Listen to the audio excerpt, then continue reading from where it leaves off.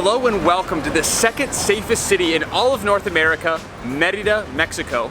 Apparently, according to a local, all of the Mexican cartel came together at some point and said, hey, we need a safe place that none of us will mess with each other's families so we can send our abuelita. And so apparently they decided Merida is going to be that place. And then also, from what we've noticed, is that there are so many police everywhere in Merida. There's even a dog earlier sniffing people's bags for drugs in a public park, which is kind of crazy. Also, Merida, Mexico used to be one of the most wealthy, if not the #1 wealthiest city in the world, and it's very apparent from all this beautiful Spanish colonial architecture that you'll soon see all throughout the city. And that came from the production of Henequen. I believe it's an agave-like plant where it was cultivated here in the Yucatan Peninsula, and they would break down the fibers and use them for various textiles, and it was extremely profitable, and at one point super wealthy. Still a very, very beautiful city. Merida is also the capital of the Yucatan Peninsula, and also Yucatan was once independent from Mexico. Then they rejoined, but they're very proud of this region. Yeah, beautiful, full of history, and we're gonna hopefully experience some of that history today and take you along with us. Let's go.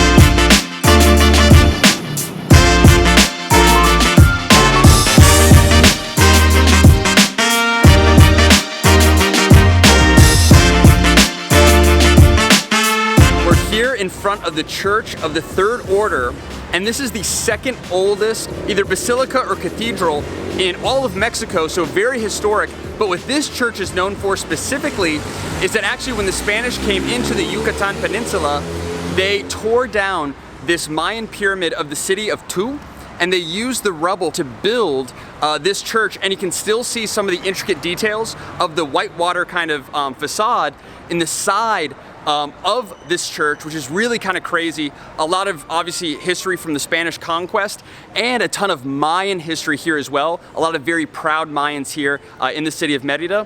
And we were actually told by a couple locals to go to this Mayan market, and just happens to be open, I guess, right now for the next 30 minutes. So we're gonna go check it out. Let's go.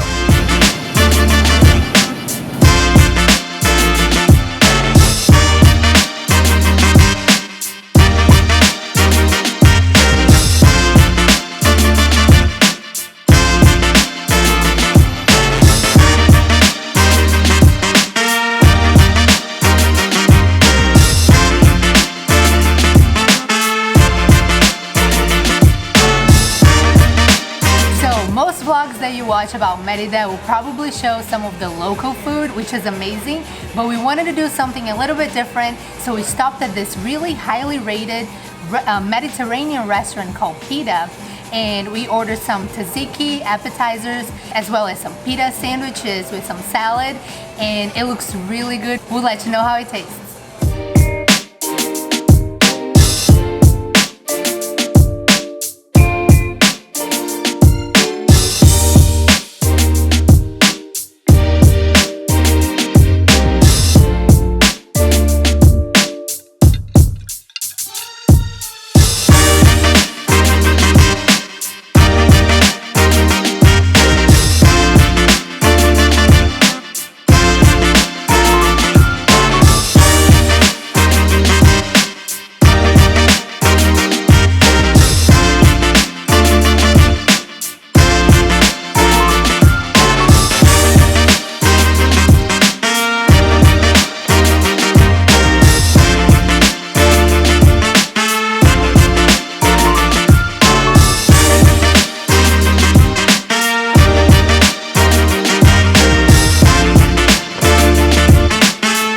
Here at the Gran Plaza, also known as Independence Plaza, and this is kind of the heart of Merida, and there are three main iconic points here around the plaza. So first is the oldest and obviously the first church established here in all of Mexico. Huge, beautiful church, one of the biggest I've ever seen in all of the Americas, so really neat. Then, kind of to my left, over here on the side, is the Montejo mansion, or the Montejo house.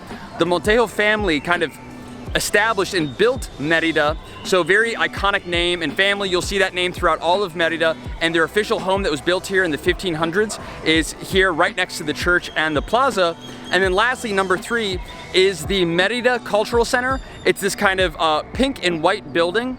And this was established, and the reason for the name Independence Plaza instead of Gran Plaza is that the Yucatan actually established independence from Mexico. So not just from Spain, but actually from Mexico for 30 years in 1821. It was its own country, its own kind of nation before becoming back to part of Mexico. That's why there's a lot of Yucatanese pride and also Mayan pride that you can kind of see here throughout all of Merida.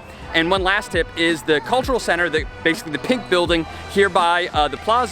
At 9 a.m. on weekdays, you can actually get a free walking tour of the city. We just found out about this later, but if you're planning a trip to Merida, it could definitely be worth it. But definitely make sure this is one of your stops. Really, really wonderful area.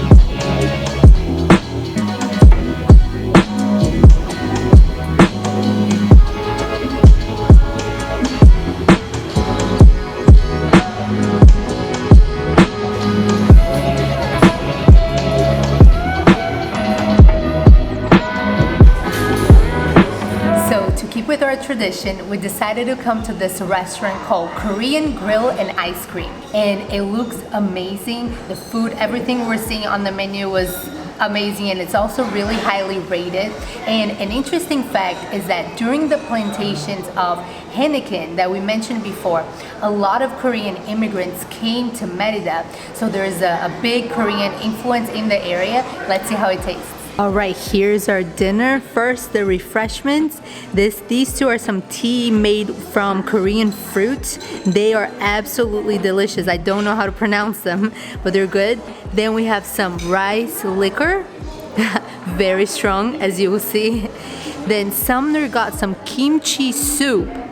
I got some, it's called bibimbap. It's just a bunch of vegetables and beef steamed together. Let's dig in.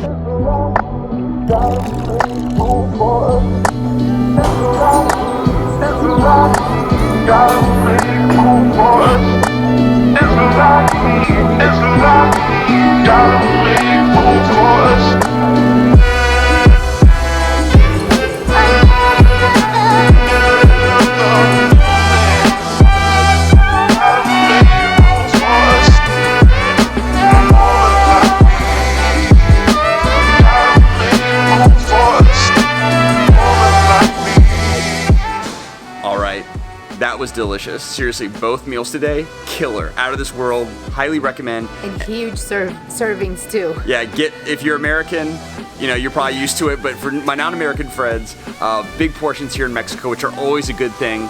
So definitely recommend. And one other tip that we meant to share from earlier is that we are actually here in Merida in March.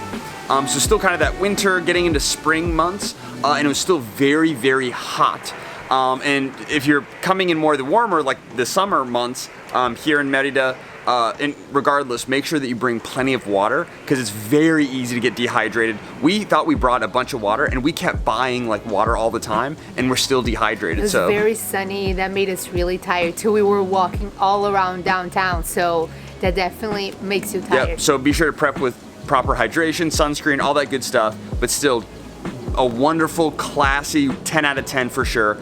So if you are planning on visiting Merida or know of anyone, be sure to share this video with them. If you have any questions about our experience here in Merida as well as Mexico, or have anything to share with other travelers, let us know in the comment section below. And lastly, if you like the video, give it a thumbs up and be sure to subscribe, because we have a lot of other ventures we would love to have you on all around Mexico, not just here in the Yucatan Peninsula and all over the world. And we want to make sure you don't miss out. So as always, thanks so much for watching, and we look forward to seeing you in the next adventure. Bye. Bye.